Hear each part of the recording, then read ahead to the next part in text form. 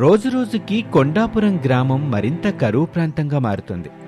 ఊరివారంతా రచ్చబండ దగ్గర సమావేశం ఏర్పాటు చేసుకున్నారు. ఏంటోలే, ఈ వర్షాలు లేక పంటలు లేవు. ఏదైనా కూలి పనికి పోదామంటే పనులు కూడా లేవు.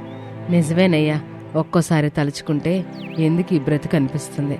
తినడానికి ఈ గంజి నీళ్ళు తప్ప ఏమీ లేవు. ఏమో లేవే, గంజి నీళ్ళైనా మిగిలిని ఇంకొన్ని రోజులు ఇట్టాగే ఉంటే తాగడానికి నీళ్లు కూడా ఉండవేమో అనిపిస్తుంది. నిజమేనయ్యా, మన కష్టాలు చూసే నాదుడే లేడు. అయినా ఈ ఊరు రైతుల కష్టం ఆ దేవుడికే తెలియాలయ్యా. ఊరందరం కలిసి దీనికి పరిష్కారం కనుక్కోవాలి సీతమ్మ. అప్పటికి గాని ఏ నీటి సమస్య, ఈ వర్షాల సమస్య తీరదు. చూద్దామయ్యా, ఎన్ని రోజులు ఈ కష్టాలు. ఈ సమస్యకి పరిష్కారం ఎవరి దగ్గర లేకపోవచ్చు. ఎవరైనా ఏదైనా సలహా ఇస్తే బాగుండు. మన ఊరు రోజు రోజుకి మరింత కరువు ప్రాంతంగా మారుతుంది. అవునయ్యా, తినటానికి తిండి లేక, తాగడానికి సరిగ్గా నీళ్లు లేక చాలా కష్టంగా బతుకుతున్నాం. ఊరి పెద్దగా మీరే ఏదైనా పరిష్కారం చెప్పండి అయ్యా. నేను బాగా ఆలోచించి ఒక నిర్ణయం తీసుకున్నాను.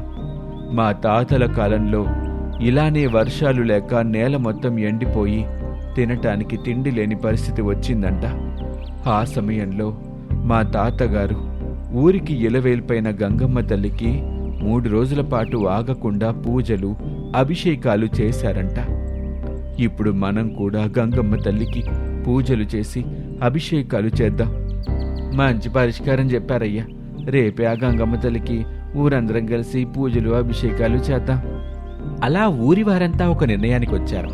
మరుసటి రోజు ఉదయాన్నే అందరూ భక్తి శ్రద్ధలతో పూజలు చేయసాగారు. అలా 3 రోజులు పూజలు ఆగకుండా జరుగుతూనే ఉన్నాయి. 3వ రోజు పూజలు ముగిశాక అందరూ తమ ఇళ్లకు చేరుకున్నారు. మధ్యరాత్రి సమయంలో ఒక పెద్ద శబ్దంతో ఒక్కసారిగా ఆకాశం చీలినట్లయింది. ఉరుములు మెరుపులతో భారీ వర్షం మొదలైంది. ఏవయ్యా, ఇట్టరా, వచ్చి చూడు, బయట పెద్ద వర్షం పడుతుంది. గంగమ్మ తల్లికి మనం చేసిన పూజలు ఫలించాయ్యా. అవునే సీతమ్మ, గంగమ్మ తల్లి మన ప్రార్థనలన్నీ ఎన్నట్టుంది. అలా ఇద్దరూ సంతోషంగా ఆ వర్షాన్ని చూస్తూ ఉంటారు. కాసేపటికి వర్షం నీరుగా కాకుండా అది చేపల వర్షంగా మారింది.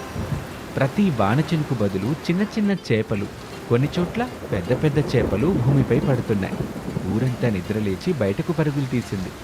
అలా ఊరంతా ఒక చోట చేరుకున్నారు. ఇది సాధారణ వర్షం కాదు, ఇది చేపల వర్షం. ఇది మన గంగమ్మ తల్లి చూపించిన చిహ్నం. మనం పూజలు మనస్ఫూర్తిగా చేశాం కాబట్టి తల్లి మనకు తిండిగా ఈ చేపల వాన కురిపించింది. ఇది అద్భుతం. అన్నం లేక ఆకలితో ఉండే మా పిల్లలకి దేవుడే తినిపిస్తున్నట్టుంది. గంగమ్మ తల్లికి ప్రతి ఏడాది పూజ చేస్తూ ఈ రోజును చేపల పండగగా జరుపుకుందాం. అందుకు ఊరి ప్రజలందరూ ఒప్పుకుంటారు. ఈ వర్షంలో పడ్డ చేపల్ని మనలాగా ఎవరైతే ఇబ్బందులు పడుతున్నారో వాళ్ళకిద్దాం. మన పిల్లల ఆకలి మనం చూసాం. ఏ ఊరోళ్ళు కూడా మన పిల్లల్లాగా తిండి కోసం బాధపడకూడదు. ఏమంటారు అందరూ? అయ్యా, నేను సిద్ధమయ్యా. తప్పకుండా తిండి లేని వాళ్ళకి ఈ చేపలు పంచుదాం అని అంటాడు రామయ్య. కానీ ఊళ్ళో వాళ్ళు కొంతమంది ఒప్పుకుంటారు, మరికొంతమంది ఒప్పుకోరు. చేపల వర్షం ఆ రాత్రి మొత్తం కొనసాగింది. కొండాపురం ప్రజలు ఆ వర్షాన్ని దేవుడి వరంగా స్వీకరించారు. నేల తడిచి బావులు, చెరువులు నిండేలా ఆ రాత్రంతా వర్షం పడింది. ఓసే సీతమ్మ, ఇటరా, వచ్చి ఈ చేపలనేరి ఈ బొట్లు వెయ్యి. నేను వెళ్ళి పక్క గ్రామంలో ఎవరైతే ఆకలితో ఉన్నారో వాళ్ళకి ఇచ్చొస్తాను అనగానే సీతమ్మ వచ్చి చేపలన్నీ ఏరి బుట్టలో వేసింది. ఈ పూటకి ఇవి చాలేవయ్యా, ఇవి వెళ్ళి పంచిరా అని అంటుంది. అంతలోనే అక్కడికి ఊరి పెద్ద సిద్ధయ్య వచ్చాడు. పద రామన్న, నీతో నేను కూడా వస్తాను. వెళ్ళి అందరికీ ఈ చేపలు పంచుదా అని రామన్నని తీసుకుని వెళ్తాడు. కానీ ఊళ్ళో ఉన్న లక్ష్మయ్య, పాండు మాత్రం అలా కాదు. అంతా తినేందుకు పంచుతుంటే లక్ష్మయ్య, పాండు మాత్రం దాన్ని లాభం కోసం ఉపయోగించాలనుకున్నారు. అరే పాండు, ఈ చేపలు ఉచితంగా పడ్డాయి. మనం పక్కూరు తీసుకెళ్ళి అమ్మితే డబ్బే డబ్బు. ఏమంటావు మరి? అదే నేను ఆలోచిస్తున్నాను. ఎవరికి చెప్పకుండా వెళ్ళిపోదాం పదా, లేకపోతే వేరే వాళ్ళు కూడా మనలాగా అమ్మటం మొదలు పెడతారు. నిజమేరా, పద, అన్ని బుట్టలో వేసుకొని వెళ్ళి అమ్ముదాం అని బుట్టలో వేసుకొని పక్కూరికి బయలుదేరారు. అక్కడ వీళ్ళు మార్కెట్లో చేపలన్నీ అమ్మేస్తారు. అరే చూసావా ఎన్ని డబ్బులు వచ్చినాయో? ఈ చేపలు పాడవకుండా ఉన్నన్ని రోజులు మనం వీటిని నమ్మి డబ్బులు సంపాదిద్దాం. అవునరా, కానీ ఈ విషయం మన ఇద్దరి మధ్యలోనే ఉండాలి. లేకపోతే మన ఊరోళ్ళు మనలాగే చేపలమ్మి మనకి పోటీగా వస్తారు. అందుకే మనం రేపటి నుంచి తెల్లవారుజాముని సంతకొచ్చి చేపలు అమ్మాలి. అవునరా, సరే మరి వెళ్దాం పద. అలా చేపలు అమ్మి ఇంటికి వెళ్తారు. మరుసటి రోజు అయింది. లక్ష్మయ్య పాండు అలా తెల్లవారుజామున బుట్ట నిండా చేపల్ని తీసుకువెళ్ళటం కిట్టప్ప చూసి కిట్టప్పకి అనుమానం వచ్చింది. ఏంటిల్లు, ఎంత ఉదయాన్నే చేపల్ని అక్కడికి తీసుకెళ్తున్నారు? ఎల్లయ్యానకే వెళ్ళి చూడాలి అంటూ వాళ్ళ వెనకే వెళ్ళాడు. కొద్దిసేపటికి పాండు సంతకి చేరుకుని చేపల్ని ఎక్కువ రేటుకి అమ్మటం చూస్తాడు కిట్టప్ప. పాండు లక్ష్మయ్య బాగా డబ్బులు సంపాదిస్తారు. ఆ డబ్బులు చూసిన కిట్టప్పకి ఆశ కలుగుతుంది. నేను కూడా ఇంటికెళ్ళి మా ఇంట్లో పడ్డ చేపలు తెచ్చి అమ్ముతాను అని త్వరగా ఇంటికి వెళ్ళాడు. వెళ్ళి చూస్తే అందులో కొన్ని చేపలు పాడైపోయి ఉంటాయి. అయ్యో దేవుడా, ఇందులో కొన్ని పాడై ఉన్నాయి, ఇప్పుడు వీటిని ఏం చెయ్యాలి అని కొద్దిసేపు ఆలోచించాడు. ఈ పాడై ఉన్న చేపల్ని ఎండబెట్టి అమ్మితే ఎట్టా ఉండిద్ది? అలా కిట్టప్ప ఎండిపోయిన చేపల్ని మార్కెట్లో అమ్మటం మొదలుపెట్టాడు. మొదట్లో కిట్టప్పకి డబ్బులు బాగా వచ్చాయి. కానీ కొద్ది రోజులకి పక్క ఊరి వాళ్ళకి అర్థమవుతుంది అవన్నీ పాడైపోయిన చేపలని. సీతమ్మ, చూసావా, పక్కూరు నుంచి వచ్చిన వాళ్ళు చెప్తున్నారు అక్కడ మన ఊర్లో కొంతమంది పాడైపోయిన చేపలు తీసుకెళ్ళి అమ్ముతున్నారంట. అయ్యో, అది నిజమైతే మన ఊరి పేరు పరువు పోతుందయ్యా. మనం గంగమ్మ తల్లికి పూజలు చేసి పొందిన వరాన్ని ఇట్ట వ్యాపారంగా మార్చడం తగదు. అలా ఈ విషయం ఊరు మొత్తం పాకి ఊళ్ళో ప్రజల్లో అనుమానాలు మొదలయ్యేలా చేస్తాయి. అదే సమయంలో పక్క ఊరి వాళ్ళు వస్తారు. ఏంట్రా కిట్టప్ప, నిన్ను నమ్మి చేపలు కొన్నాను, ఇవన్నీ పాడైపోయినాయి. ఈ చేపలు తిని మా పిల్లలు వాంతులు చేసుకున్నారు. ఇదంతా మీ ఊరి వాళ్ళు చేస్తున్నారా? పాడైపోయిన చేపలమ్మితే ఆరోగ్యానికి ప్రమాదమని మీకు తెలీదా? చట్ట ప్రకారం ఇదొక నేరం. అప్పటికీ కిట్టప్ప అడ్డంగా దొరికిపోయాడు. అయ్యా, తప్పు చేశాను, క్షమించండి. డబ్బు కోసం కక్కుర్తిపడి ఇట్ట చేశాను. దేవుడిచ్చిన వరాన్ని అదృష్టంగా భావించకుండా ధనం కోసం వాడాను. నిన్ను క్షమించేది లేదు. ఇంత పెద్ద తప్పు చేసి ఇప్పుడు క్షమించమని అడుగుతున్నావా అని చేతికి సంకెళ్ళు వేస్తారు పోలీస్ అధికారులు. కిట్టప్ప తలదించుకొని ఉంటాడు. అంతలోని సిద్ధయ్య, కిట్టప్ప, చూసావా, నువ్వు చేసిన తప్పు వల్ల ఊరి పరువు పోయింది. నీకు తగిన శిక్ష పడిందిలే. ఇంకొకరు ఇలాంటి తప్పు చేయకుండా ఉండడానికి నువ్వొక ఉదాహరణ. అలా కిట్టప్ప పశ్చాత్తాపంతో అక్కడి నుంచి వెళ్ళిపోతాడు. రోజులు గడుస్తున్నాయి. కొండాపురం గ్రామం మొత్తం ఒక వ్యాధి బారిన పడింది. వర్షాల తర్వాత కొన్ని చోట్ల నిలిచిన నీటితో దోమలు పెరిగాయి. పాడైపోయిన చేపల వాసన, చెత్తగా వేయకుండా ఉండటంతో గ్రామంలో జ్వరాలు, విరేచనాలు మొదలయ్యాయి. సీతమ్మ, ఊళ్ళో పిల్లలు ఒక్కొక్కరు జ్వరంతో కింద పడిపోతున్నారు. ఆసుపత్రి తీసుకెళ్ళటానికి డబ్బులు కూడా లేవు. ఇదంతా మనం చేసిన తప్పుల ఫలితమయ్యా. అనుభవించక తప్పదు. మనం దేవుడిచ్చిన వరాన్ని అనుభవించాలి. అంతేకాని కొంతమంది దాన్ని డబ్బుల కోసం అనుకుని ఉపయోగించారు. గంగమ్మ తల్లి మళ్ళీ కరుణ చూపాలయ్యా. మళ్ళీ పూజలు చేసుకుందాం. ఈ విషయం సిద్ధయ్య గారికి చెప్పాలి అని సిద్ధయ్య దగ్గరికి వెళ్లారు. అలా ఊరంతా మళ్లీ గంగమ్మ తల్లిని ప్రార్థించేందుకు సిద్ధమైంది. కానీ ఈసారి మాటలు కాదు, మనసులో బాధతో, నిజమైన పశ్చాత్తాపంతో పూజలు చేయటం మొదలుపెట్టారు. ఈసారి మనం ఎవరికీ చెడు జరగకుండా మనం చేసిన తప్పులకి క్షమాపణ కోరుతూ పూజలు చేద్దాం. మనం అమ్మవారిని మోసం చెయ్యలేం అని 3 రోజుల పాటు నిష్ఠగా పూజలు చేశారు. పూజలైపోయాయి. మధ్యరాత్రి మళ్లీ ఆకాశం ఒక్కసారిగా ఉరిమింది. కాని ఈసారి వర్షం లేదు. ఆకాశంలో నుంచి వెలుగు కాంతుల మధ్య ఒక రూపం కనిపించింది.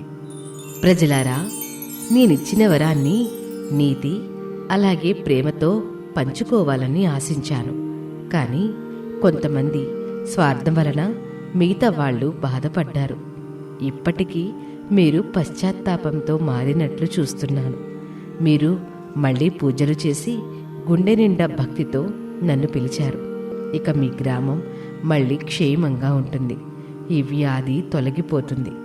కానీ గుర్తుపెట్టుకోండి, దేవుడిచ్చిన వరాన్ని స్వార్థంతో కాక సమాజానికి మేలు చేసే విధంగా వాడాలి. అలా గంగమ్మ తల్లి సందేశం ఇచ్చి ఆకాశంలో నుంచి మాయమైపోయింది. అలా కొన్ని గంటల వ్యవధిలోనే గ్రామంలో ఉన్న రోగులు కొంచెం కొంచెంగా కోలుకున్నారు. లక్ష్మయ్య, మనం చేసిన తప్పు వల్ల ఊరంతా కష్టపడ్డారు. మనం ఇప్పుడు ఇదే ఊరికి సేవ చెయ్యాలి. అట్ట అయినా మన తప్పుని ఎంతో కొంత సరి చేసుకోవచ్చు అనుకుంటున్నాను. అవునరా, ఇకపై మన లాభం కోసం కాకుండా ఊరి బాగు కోసం కష్టపడదాం. కొండాపురం ప్రజలంతా ఊరి బాగు కోసం ఒక్కటై ప్రతి సంవత్సరం గంగమ్మ తల్లికి పూజలు చేసి చేపల పండుగ జరుపుకుంటారు. బామా బామా ఇట్రా ఒకసారి. వస్తున్నాను మనవరాలా. అలా ఇంట్లో ఉన్న బామ్మ మాలతి దగ్గరికి వచ్చింది. ఏంటి మనవరాలా పిలిచావు? వంటలో ఏమైనా సహాయం చెయ్యాలా?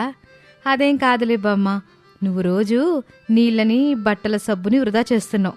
అందుకే దానికి ఒక ఉపాయం ఆలోచించాను. ఎలాగో నువ్వు ఇప్పుడు బట్టలు శుభ్రం చేయాలనుకుంటున్నావు కదా, ఇవాల్టి నుండి మన ఊరు చివరన చెరువు ఉంది కదా, అక్కడ ఉతుకు అని ఒక బట్టల సబ్బుని 10 ముక్కలు చేసి, ఇదిగో బామ్మ, ఈ ముక్క తీసుకో, ఇది ఈ వారం మొత్తం రావాలి అని చేతిలో ఒక చిన్న ముక్క పెట్టేసి అక్కడి నుంచి వెళ్ళిపోయింది మాలతి. బామ్మ దాన్ని తీసుకొని, అయ్యో రామ, సరిపోయింది. తేలుకి పెత్తనవిత్తే తెల్లార్లు అంట పొడిసిందంట. ఇచ్చి దీనికి ఇంటి పెత్తనం ఇచ్చాను. ఈ చిన్న సబ్బు మొక్కతో ఈ వారం మొత్తం ఎట్టా బట్టలు ఉతకాలి? నా మనవడు పాపయ్యే పిసినారాడనుకుంటే ఈ మాలతి ఆడిని మించి ఉంది అని అక్కడి నుంచి బట్టలు ఉతకటానికి ఊరి చివరన ఉన్న చెరువు దగ్గరకు వెళ్ళిపోయింది.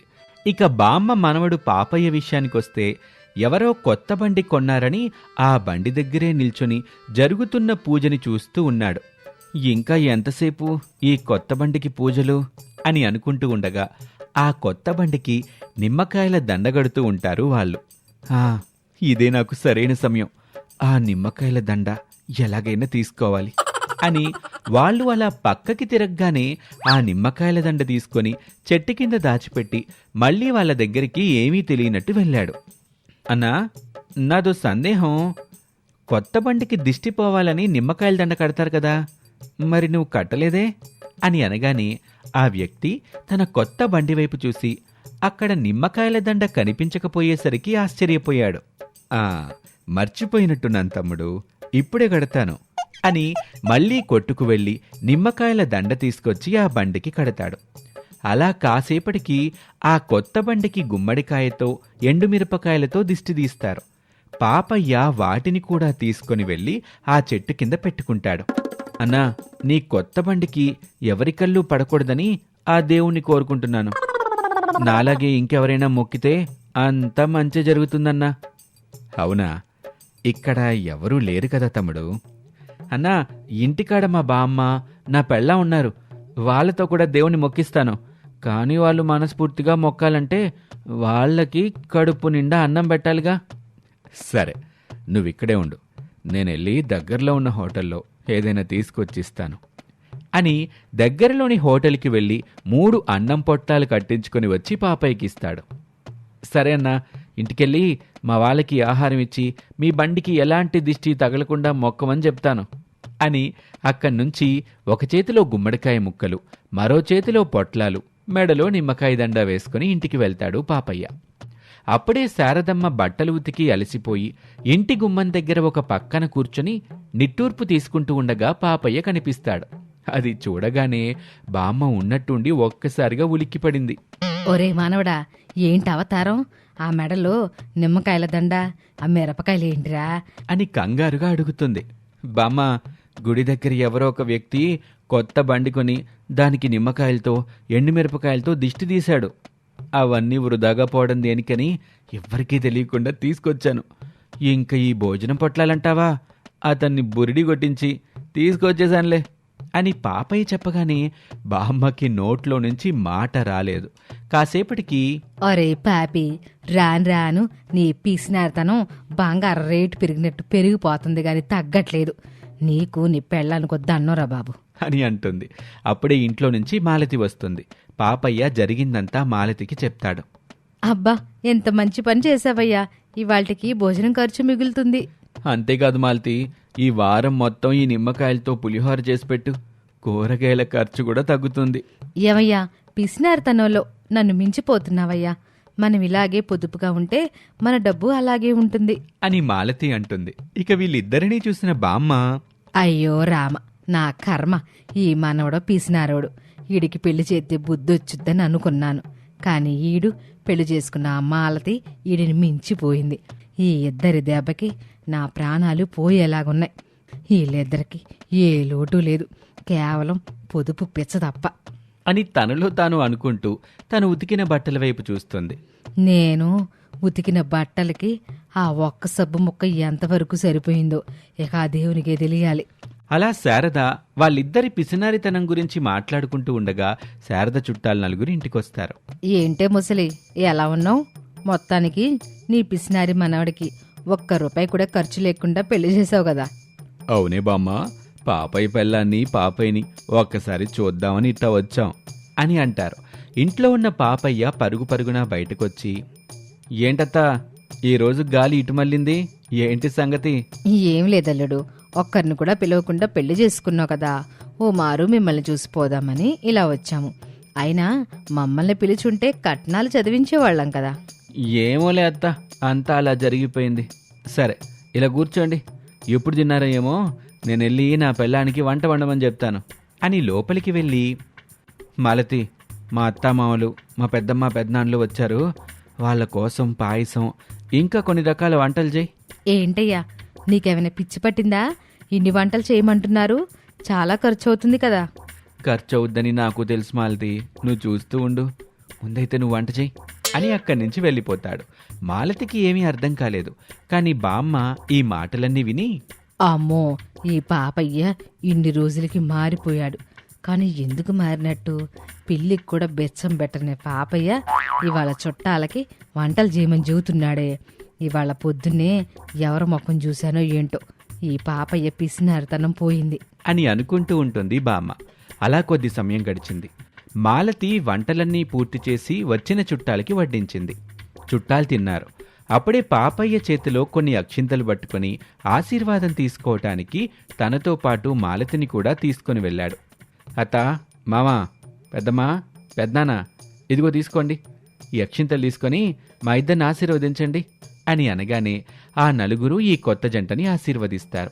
అప్పుడు పాపయ్య, అత్త, మీరంతా ఇంటికొస్తే పెళ్లికి పెట్టినట్టుగా భోజనాలు పెట్టాను, ఆశీర్వాదం కూడా తీసుకున్నాను, ఇంకా మిగిలింది కట్నాలు మాత్రమే.